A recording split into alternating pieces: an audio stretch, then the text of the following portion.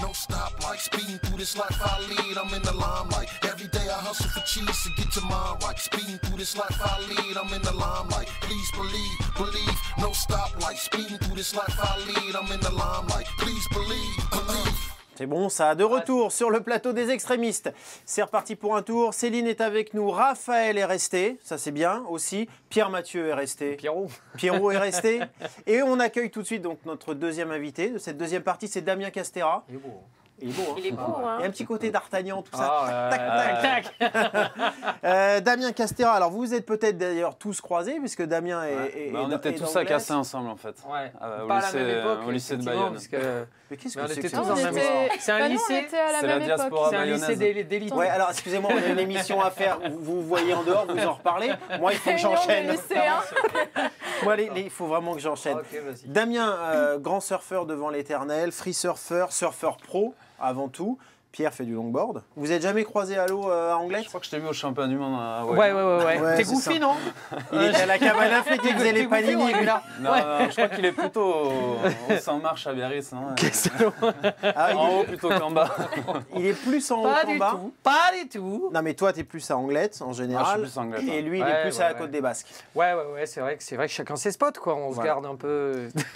Bah là, surtout, la vague est plus molle. Ouais, la vague est plus gentille. Elle est plus souple, elle est plus docile. Voilà. C'est vrai qu'elle est un peu plus radicale du côté. Alors lui, de la barre. il est pas du tout, Damien n'est pas du tout dans la docilité, il est dans l'extrême. Dans l'extrême. Je sais. C'est pour ça qu'il est là.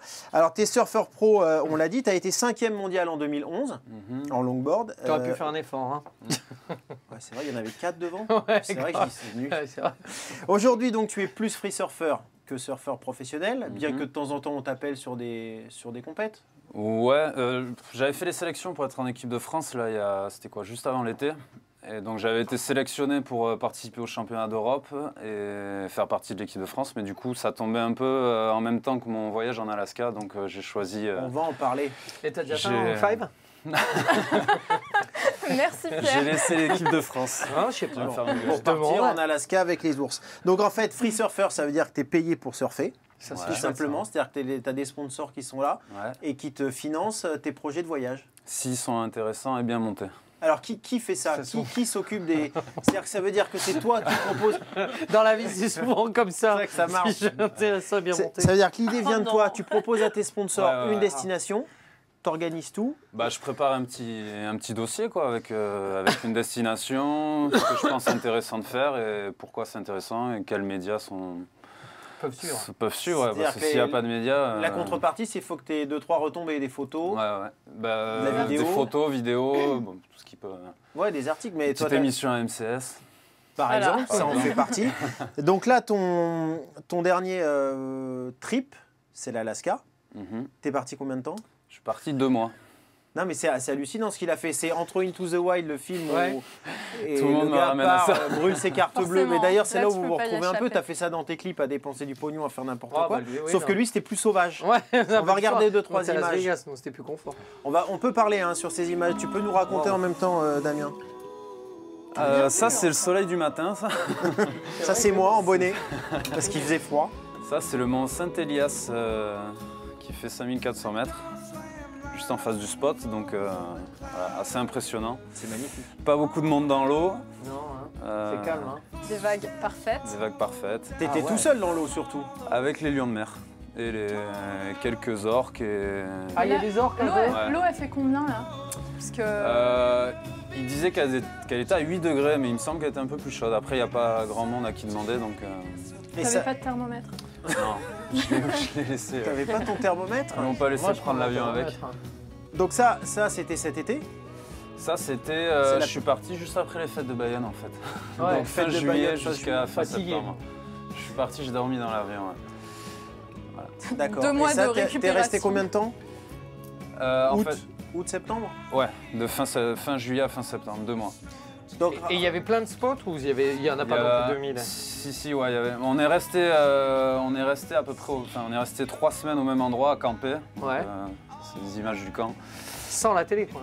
Sans la télé, sans Facebook. Voilà, ça c'est une des seules sessions où on a croisé d'autres surfeurs, donc c'était presque cool de partager une session. Fort, avec on a d'autres vu mecs. les images, c'est des mecs qui surfent plutôt bien. Ouais, enfin là c'est moi en l'occurrence. Mais non, c'est pas toi. Non, mais les autres, il y avait du gros surfeur avec toi. Il y avait Den Gudowska et 2-3 mecs de Vans.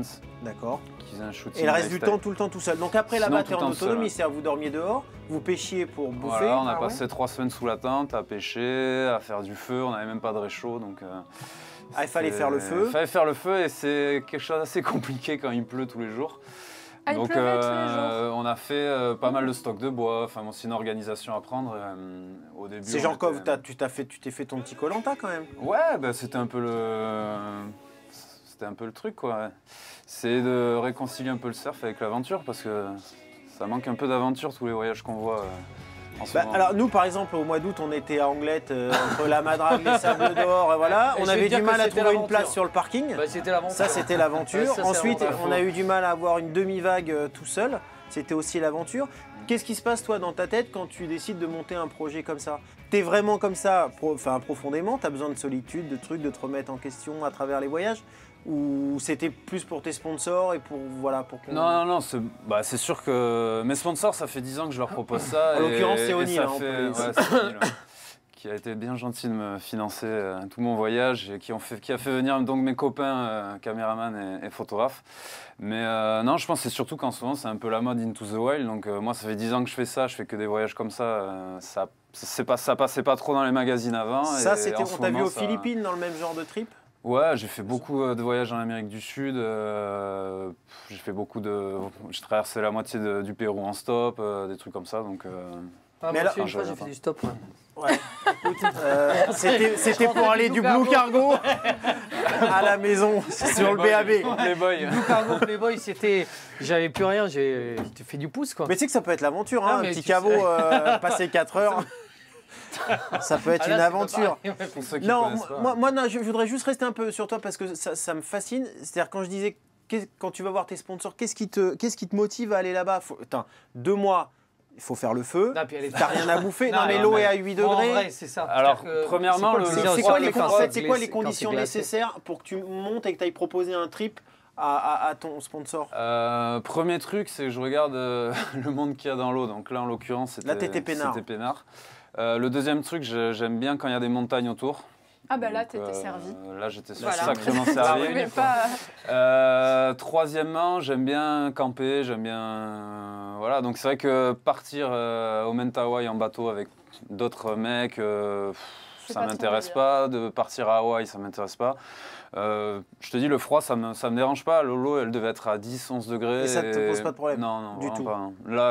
Là c'était bien. En dehors de l'eau, il y avait quand même quelques jours avec du soleil, donc Il c'était fait cool. combien en dehors de l'eau au mois d'août en Alaska? Parce que c'est... Si, pour camper. quand il fait chaud, il fait 15-20 degrés. Et après, le truc, c'est que l'hiver arrive hyper vite, quoi. Tu sens Ouais. vraiment dégringoler Ça d'un dure coup. une demi-journée l'été.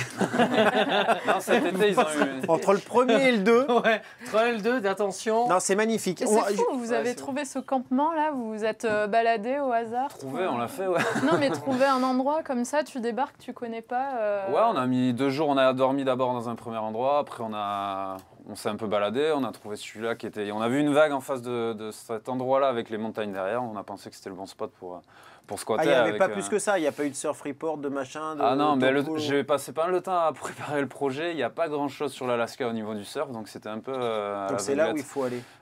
Ouais, ouais, ouais. Il croisait les ours en allant surfer. Hein. Ouais, bah moi aussi. Non, mais les ours. Ouais, il y avait oui. pas mal d'ours. En allant mais surfer, j'en vrai ai pas croisé. Ouais, le matin, tu te lèves, tu vas faire pipi sur la plage, il y a des traces de grizzly comme ça. À Mais 10 vous les- 10 Est-ce que mètres de c'est vraiment latence. méchant? Est-ce que c'est vraiment méchant? Mais est-ce que c'est Non, pas un non. mec qui se Ouais. déguise en ours Ouais, qui fait avec Et ses qui grosses fait- patounes? C'est pas juste le mec qui a pour des pas qu'il y ait grosses trop de patounes. surfeurs? Bon, enfin voilà, c'est l'aventure. ouais, ça, c'est Et beau, tu hein. nous expliqueras tout à l'heure pourquoi parce que ça reste un sport individuel, le surf, mais on aime bien de temps en temps partager ça avec des potes. Moi, franchement, ça me gaverait de Mais- surfer 2 mois tout seul Ben ouais. sans Moi, personne.